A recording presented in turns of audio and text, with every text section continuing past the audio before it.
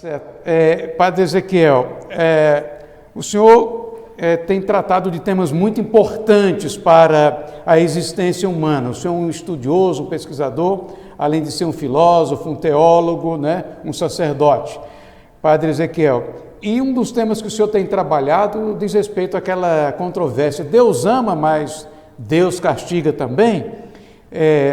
Como é que é isso, Padre Ezequiel? As pessoas às vezes pensam que Deus é um Deus que castiga, outros só acreditam no Deus que ama. O senhor, nos seus estudos teológicos, mas também com a sua experiência, né? Enfim, com todo esse cabedal de informações que o senhor tem, como é que o senhor trata esse tema? Deus ama e castiga, Padre Ezequiel? Não.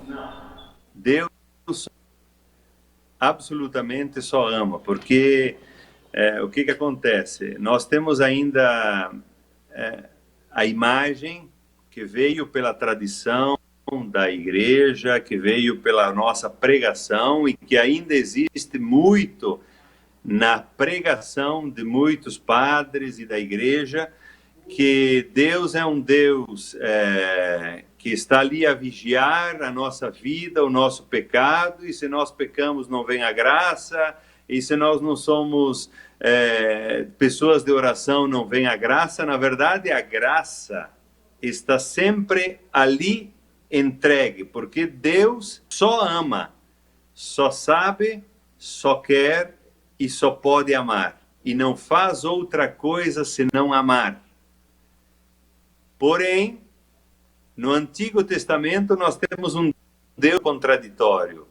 É um Deus que castiga, é um Deus que abre o mar para uns e fecha para outros, é um Deus ciumento, é um Deus que mata o inimigo, Deus que pune, é um Deus que está à espreita do pecado. Então, essas são as imagens de Deus do Antigo Testamento. Por que são as imagens de Deus do Antigo Testamento? Porque quem escreveu a Bíblia foram homens com a cabeça de 2.000 anos atrás, 3.000 anos, porque a Bíblia tem 3.000 anos. Então, se Jesus nasceu há 2.000, a Bíblia tem para trás 5.000 anos, até 5.000 anos. Então, imaginem o conhecimento que as pessoas tinham, era bem menor que o nosso. Nós temos mais conhecimento daqueles que escreveram a Bíblia, com certeza. Porque hoje nós compreendemos o ser humano, nós compreendemos muitas coisas, nós temos evoluções maravilhosas, mas aqueles que escreveram a Bíblia eram homens e mulheres, como nós, que eles imaginavam uma coisa de Deus. Então, Deus deve abençoar só aqueles que são bons, os outros ele castiga. Mentira, não é verdade. Deus só ama e não faz outra coisa senão amar.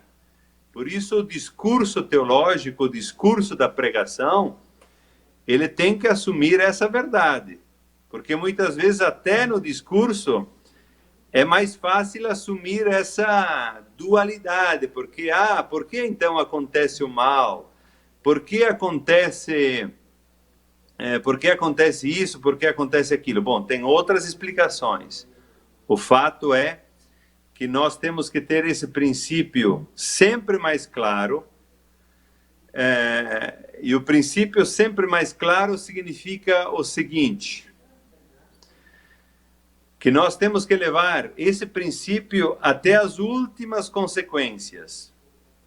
Ou seja, se eu digo que Deus só ama, só sabe, só pode amar e só quer amar e não faz outra coisa senão amar, então eu tenho que explicar o sofrimento não como ausência de Deus ou como permissão de Deus. Eu não posso dizer que Deus espera para me dar a graça. Eu não posso dizer que Deus marca a hora para morrer porque era a hora dele. Não, Deus está sempre salvando a vida, mas tem um momento que a natureza humana vai mostrando o seu limite e a gente morre, ponto. A medicina não curou, a pessoa morre. É o limite da natureza, não era a hora, porque Deus espera que ele estabeleceu essa hora para o meu pai, para minha mãe, para o meu irmão, nada a ver. Na verdade, nós temos que o discurso religioso precisa avançar, para que as pessoas tenham uma compreensão mais justa. A nossa vida é responsabilidade nossa. Se você se cuida, se você faz exercício, se você cuida da sua mente, você pode viver mais. Não significa que Deus marcou a hora aos 50 anos. Ah, Deus marcou a hora, então aquilo que eu faço... Não, você percebe que é um contrassenso falar disso.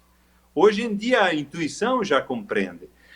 Por isso que no discurso religioso ainda tem muito esse resquício de que Deus ainda castiga. Ah, Deus está castigando, Deus olha isso, vai ver que é um castigo de Deus. Mentira. Nunca fez e nunca fará. E não faz. Isso, esse pensamento antagônico aí, contrário, que Deus castiga, seria uma contradição com a própria essência de Deus, Padre Ezequiel? Sim, é uma contradição com a própria essência de Deus, porque aquilo que é da essência não muda. A essência de Deus é o quê? Consiste em amar. Por isso ele pode destruir. Alguém poderia dizer, ele pode destruir o mundo? Não. Isso está na tua cabeça. Se você afirma que ele pode, está só na tua cabeça. Mas Deus não pode. Por isso que veja que a própria essência coloca um limite. Ah, Deus é onipotente. Onipotente no amor e não fora dele. Nós não podemos colocar a onipotência de Deus dizendo que ele poderia, se ele quisesse mudar tudo, resolver todos os problemas. Não. Deus poderia resolver todos os problemas? Isso é uma coisa da minha cabeça, da nossa cabeça, que a gente diz com a linguagem muita coisa. Mas se ele poderia, por que ele não fez desde o princípio? Por que ele não resolveu os problemas? Por que agora o coronavírus? Se ele pudesse, ele não faria... Se para Deus não custa nada, num toque assim, não podia eliminar o vírus? Não, não é assim que tem que pensar. Tem que pensar Deus a partir do próprio limite que a realidade e aquilo que ele criou impõe a ele mesmo. Mas isso é um assunto aqui. Veja que eu estudei no meu mestrado isso aí. Então fiz uma dissertação de mestrado estudando sobre o mal e estudei muito esse tema. Por isso que alguns que ouvem assim de uma forma rápida levantam muitos questionamentos, tudo bem.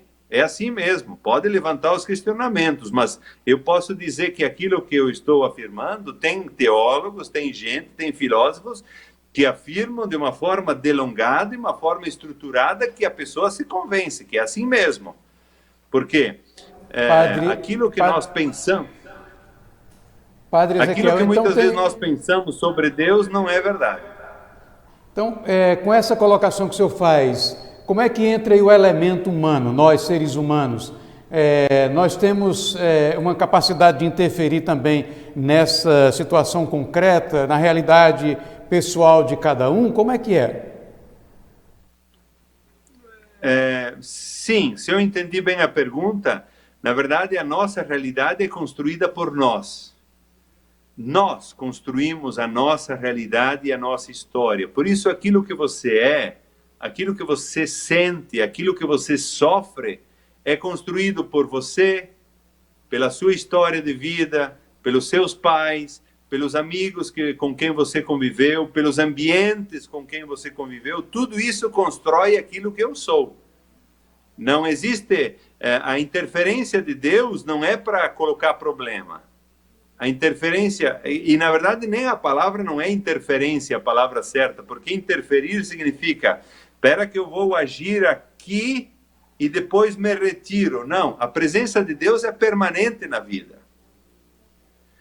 Mas então, da parte nossa, existe acolhida ou não?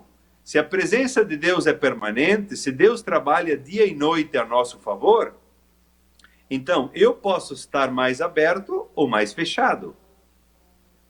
Mas veja aqui, ó, porque Deus poderia, Deus agora vai interferir aqui nessa pessoa que está doente para curá-la. E você acha que na outra pessoa ele não está agindo? Ele está agindo em todos, o tempo todo. Por isso que essa compreensão dá uma tranquilidade muito grande, porque nós nunca estamos na ausência de Deus. Ah, Deus se retira. Eu estudei também um teólogo, que hoje é bispo na Itália, Bruno Forte, que escreveu muitos livros, que ele fala do silêncio de Deus. Ah, Deus silencia em alguns momentos.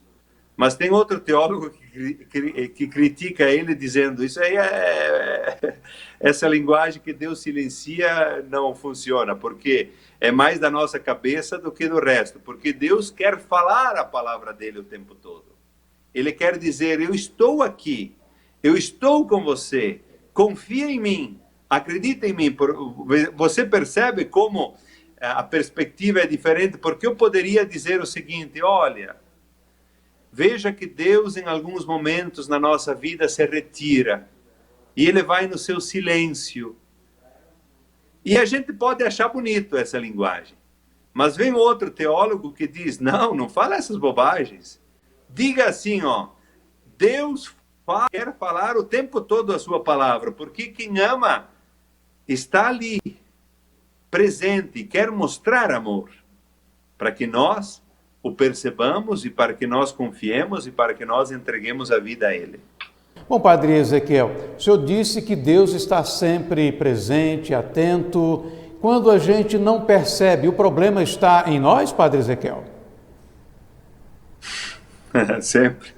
Sempre. Infelizmente, porque a gente poderia dizer, mas Deus não está me atendendo, eu estou rezando muito. Só que, veja o seguinte, não é só essa questão da oração que resolve. As pessoas têm que rezar, têm que confiar, sim, mas têm que entregar, e porque tem tantas outras coisas que são travadas pela própria mente, pela nossa história, pelo nosso jeito de ser. Então as coisas não fluem. Embora a pessoa diga, não, estou aqui rezando, estou aqui fazendo o meu máximo e Deus não faz. Não é que Deus não faz, Deus está sempre fazendo a parte dele. Mas é que a vida humana, no processo de fazê-la fluir bem, saudavelmente, de uma forma feliz, é uma busca pessoal muito grande. As pessoas acham que, muitas vezes, até rezando só ao santo, tem que trabalhar para dentro. Eu tenho que perceber também se a minha oração, se a minha busca da espiritualidade me faz trabalhar para dentro ou só eu jogo para fora como se alguém tivesse que resolver. Não. Deus está junto, mas eu tenho que fazer o processo de construção da minha vida. Tenho que resolver a minha ansiedade, tenho que resolver a minha angústia, tenho que resolver aquele medo, eu tenho que resolver aquela raiva, eu tenho que resolver.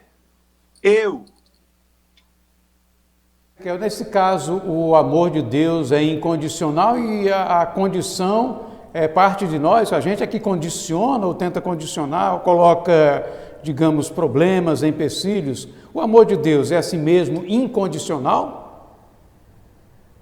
Sim, é incondicional, ou seja, ele não coloca condição. Tanto é que, se ele não coloca condição, eu tenho que dizer o seguinte, ele ama a pessoa boa e que reza, e ele ama a pessoa que não é boa e que não reza, porque é incondicional. Se é incondicional, tem que ser para todos. Sem condição. Eu não coloco condição para amar. Ele ama a todos. Tem que dizer isso claramente. Por quê? Porque muitas vezes a nossa mentalidade dizendo, não, Deus ama as pessoas boas. Bom, se Deus ama incondicionalmente, ele ama os bons e ele ama os ruins.